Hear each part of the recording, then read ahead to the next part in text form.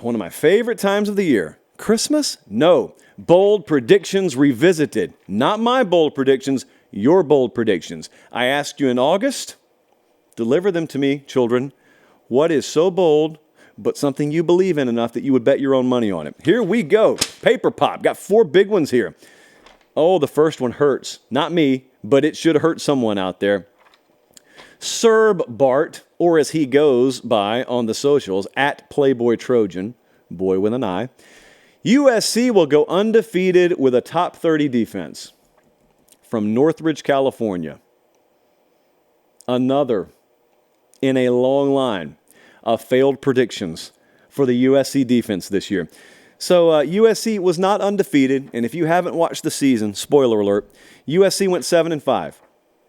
Our buddy predicted USC to be top 30 defensively. USC had the 123rd ranked defense in the country. Alex Grinch got fired midseason as the coordinator. Next up, this one was a mixed bag, but ultimately, I kind of feel like this one was right. We got to go to College Station, Texas. Adam from Radford, Virginia, he checked in, and he said Texas A&M will win under 6 games, and Jimbo will get fired at the end of the season.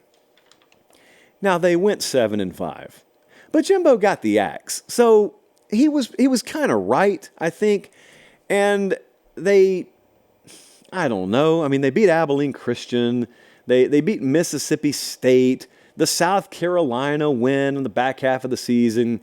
But by and large, Texas A&M season was a failure. 6 wins or 7 wins. It didn't really matter because Jimbo was probably going to need 8 or more, maybe 9 or more. Whomst amongst us knows to keep his job. So Jimbo's out. I'm going to call this prediction a hit. Jesse, I don't know. I'm going to call it a win. Next up, this one was so close. Drew, one of our many viewers up in Anchorage, Alaska. Drew, we appreciate you being tuned in on what undoubtedly is a chilly night, I would imagine. He said each Power 5 conference will have a new team win their conference that didn't win it last year. He was so close. This is like betting a parlay. You went 4 for 5, which makes you a loser, Drew. You're not a loser, my friend. The prediction was a loser. Michigan screwed it up for everyone. Clemson, new champion in the ACC. Kansas State, new champion.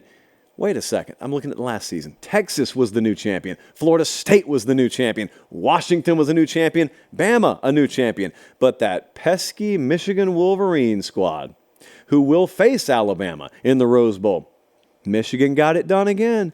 Not a loss to their name this year. And I'm told not many players even broke a sweat in the Big Ten championship game. So good for them. There's The Undertaker handing the Big 12 championship belt to Quinn Ewers. I mean, one of the biggest wins for Taker since WrestleMania 25 against my guy, Shawn Michaels.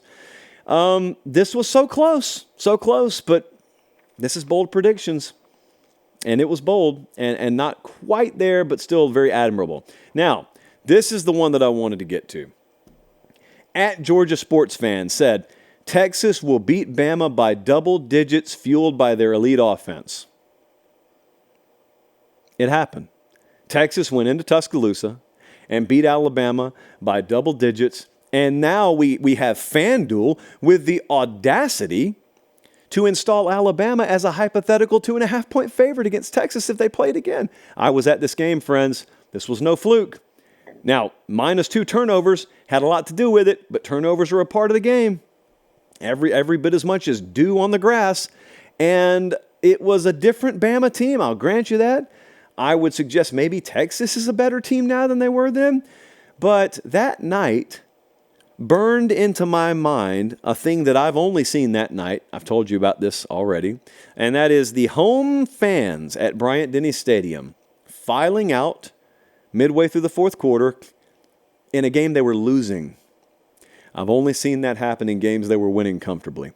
So bold predictions, some were good, some were bad, but I think it's very important to hold all of ourselves accountable, and that is what we try and do this time of year.